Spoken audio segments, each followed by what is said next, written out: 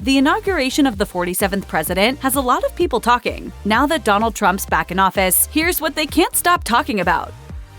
Was it a saucy glance or something even worse? When watching the presidential inauguration at a glance, it appeared the rumored feud between Jill Biden and Kamala Harris had ended. But a closer look showed there may still be tension between the pair. Jill and Joe Biden greeted Harris and second husband Doug Imhoff in front of the White House before handing the keys over to Donald Trump. The First Lady and Vice President appeared on good terms as they shared a hug and were all smiles with each other. However, a brief moment at the end of the interaction seemed to tell a different story. Footage captured the two couples bidding farewell to the crowd, with Harris addressing spectators before they all turned to go inside. That is when Jill paused and threw a quick side-eye at her long-rumored foe. The saucy glance from Jill was picked up by eagle-eyed viewers. One person wrote on X, "The way Jill looks Kamala up and down. It's going to be a drama-packed day." The inauguration side-eye came only days after the two seemingly appeared to be on better terms.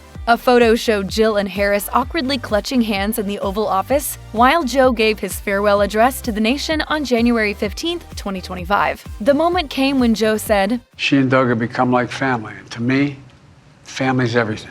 Jill then reached over and grasped Harris's hand as a sign of solidarity. But she wound up holding Imhoff's hand as it rested on his wife's lap. That moment came not long after one of the pair's most tense exchanges. Just days before the awkward three-way handhold, Jill showed icy behavior toward Harris at Jimmy Carter's funeral. When Joe and Jill showed up, Harris was already seated in a pew. Instead of exchanging pleasantries, Jill sat down and looked straight ahead before shifting in her seat to move further away from the vice president. People on X who saw footage of the frigid exchange got their popcorn out while soaking up the drama. One user wrote, "Jill's hatred for Kamala is palpable." That funeral was not the only time Jill gave Harris the cold shoulder. The Bidens were seated next to Harris when they all attended the Kennedy Center Honors in December 2024. Similar to the Carter funeral, Jill and Joe showed up when Harris was already seated. The audience gave a giant round of applause as the Bidens arrived. Both Jill and Joe took time to wave to the crowd from various angles, but they did not even acknowledge Harris, who was seated right next to them. There have been numerous other examples of Jill exhibiting cold behavior toward Harris at public events. One such instance came when the Bidens attended a Veterans Day service at Arlington Cemetery in Virginia in November 2024 alongside Harris. The then vice president was the one arriving later for that event, and video showed her happily greeting those seated nearby. One person whom did not seem happy to see Harris was Jill, who remained stone-faced as the VP made the rounds. One ex-user wrote, "It's safe to say that Jill Biden hates Kamala Harris's guts." Perhaps some may think that people are reading too much into these tense-looking interactions between Jill and Harris. But a report from the Wall Street Journal indicated that the rumored feud could be more authentic than just a few clips suggested. According to the outlet, Harris's relation with Jill and Joe had been frosty following her election loss. Other reports have claimed that Jill and Harris's rumored feud dates back to 2019. At the time, Harris was battling Joe in the Democratic primaries and had called into question his stance on desegregating bus routes, which had serious racial overtones. A 2022 book titled "This Will Not Pass: Trump, Biden, and the Battle for America's Future" claimed that Jill never forgave Harris for using what she believed was a dirty tactic. The presidential inauguration isn't exactly the biggest event in the world of fashion, but that's no excuse for looking sloppy. So who dressed like duds on Trump's big day? Can't stand red? Need something better than blue? Well, how about purple? Jill Biden arrived at the inauguration appropriately fitted in a thick wrap coat to combat DC's frosty temperatures. And while the simple, unassuming look met the event's formal theme, Dr. Biden somehow chose the most unflattering shade of purple for her husband's send-off. In another universe, Melania Trump might have used her inauguration look to suggest that she's actually happy to see Donald Trump once again become the President of the United States. To be First Lady of the United States was my greatest honor. Unfortunately, her all-black suit dress and wide-brimmed hat, accented by a thick white stripe, did little to convey any measure of enthusiasm on her end. While the look could be seen as an elegant take on First Lady fashion in another setting, it does seem more fitting for a funeral than a high-profile political ceremony. Jeff Bezos' fiancée, Lauren Sanchez, also ignored the formal expectations of Donald Trump's inauguration. While the base and foundation of her outfit was safe enough to pass muster, she lost all points when she skipped over the most essential garment, her blouse. Instead of tossing on a nice, simple matching button-down underneath her blazer, Sanchez proudly flaunted her white lacy bra to millions of viewers, a decision that's caused her a ton of heat across social media. Former Second Lady Marilyn Quill made a rare appearance at Donald Trump's inauguration, but her fashion choices definitely dampened her impact. She arrived at the event wearing a simple tan two-piece look consisting of a cardigan and skirt that didn't seem fitting for such a high-profile event. And while the gold adornments did add a teeny bit of sparkle, overall it probably should have stayed in the back of her closet. Don't be rude. Don't be rude. Former White House Press Secretary Sarah Huckabee Sanders ventured back to Washington, D.C. for her former boss's inauguration, but she forgot to embrace the high fashion the district is known for. Instead, Sanders showed up wearing a gaudy, oversized pink coat with a large belt that commanded attention for all the wrong reasons. She paired the look with black slacks and what appeared to be a heart-shaped brooch, but neither really helped her cause. Major Trump donor Miriam Adelson scored one of the limited seats at his inauguration on January 20th. And while it's clear that she was overjoyed to attend the event, it appears as if she forgot to put much effort into her inauguration fit. They're not sending their best. Adelson wore an all-white look consisting of a blazer adorned with rows and rows of what appeared to be ruffled bows down her midsection and sleeves. She also looked a little windswept, which, given the fact that the event took place indoors, is interesting to say the least. Representative Lauren Boebert completely skirted any semblance of formality during Donald Trump's inauguration.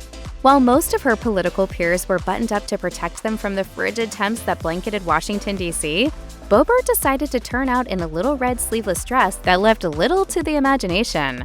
Worse, she was also caught reapplying her makeup while seated among the crowd during the event. And it's not like there aren't any bathrooms in D.C. All eyes were on Barron Trump at the 2025 inauguration, and not just because of his staggering height. Here's why Barron's latest hairstyle has everyone talking. Many of Donald Trump's nearest and dearest gathered with him at St. John's Episcopal Church for the pre-inauguration prayer service. Among those present for the religious ceremony were the 47th president's children, including his youngest son, Barron. Only this time, Barron was sporting a new hairdo eerily reminiscent of his older half-brothers Donald Jr. and Eric. As evidenced by photos, Barron's signature locks were slicked back so far that some might have even thought he got a haircut. Yep, that's right, folks. While Barron's famous father's classic comb-over is still holding on for dear life, Barron has opted to join the ranks of Don Jr. and Eric and forego the style altogether. And my hair's blowing around, and it's mine. Interestingly enough, just 2 days prior to the 2025 inauguration, Barron was seen boarding a United States military plane en route to Washington, D.C. In the video footage, Barron was sporting his signature thick and fluffy side-swept do. However, the footage wasn't exactly flattering. While pausing for a photo op before boarding the plane, Barron's usually perfect hair was flapping in the breeze. Perhaps it was the less than aesthetically pleasing photo op that prompted Barron to change things up? The world may never know. Meanwhile, Barron's older brothers were dressed to impress prior to making their highly anticipated sojourn to the Capitol for the big day. On January 19th, Eric posted an Instagram video of him and his family boarding Trump Force One. As for Don Jr., he was meticulously groomed when spotted out and about in Washington, D.C. over the weekend, including during the Bienvenido Ball hosted on the evening of January 18th. What was odd, however, was that his famous ex-fiancée, Kimberly Guilfoyle, was also present at the event. At one point, the pair were captured in an Instagram video in which Guilfoyle was spotted standing just right behind Don Jr.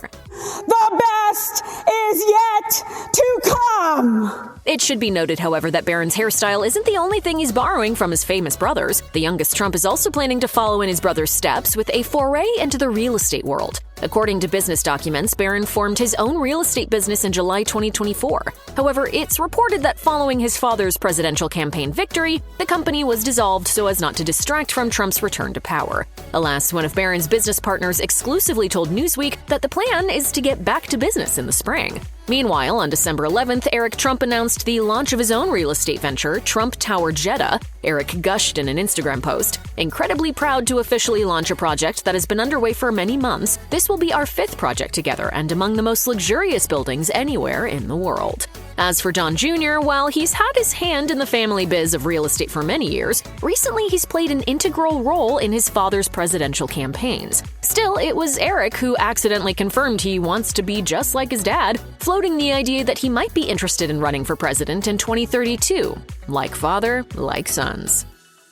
Mark Zuckerberg established himself as the ultimate wife guy back when he commissioned that statue of his wife, Dr. Priscilla Chan, but there may have been trouble in paradise after Zuckerberg's behavior at the inauguration of Donald Trump. At the event, both Zuckerberg and Chan sat beside Amazon founder Jeff Bezos and his wife Lauren Sanchez. Sanchez wore a smart white suit for the occasion, although, as many online viewers noticed, she had apparently forgotten to button it all the way up. As one person quipped on X, formerly Twitter, Lauren Sanchez was just showing off her 2 Amazon packages she had delivered personally by its owner. But while Sanchez's outfit drew scorn online, at least one person seemed to be enjoying the view. At one point before the ceremony, cameras caught none other than Mark Zuckerberg sneaking a glimpse of Sanchez's décolletage. It seemed to be a surprising lapse in judgment for Zuckerberg, who is hardly known for his wandering eye and usually takes pride in showing off his devotion to his wife. Naturally then, you might be forgiven for wondering whether this indelicate moment signals that something isn't quite right in the Zuckerberg-Chan household. The couple, who share 3 children, have been married since 2012 and otherwise appear to be happy together. Still, there are some red flags that indicate the Zuckerbergs may be headed for divorce. The tech mogul's recent jump to Team Trump surely didn't please Chan, who joined her husband in criticizing the president's divisive and incendiary rhetoric just 5 years ago. Indeed, Chan had previously praised her husband for taking a stand against misinformation on Facebook. I am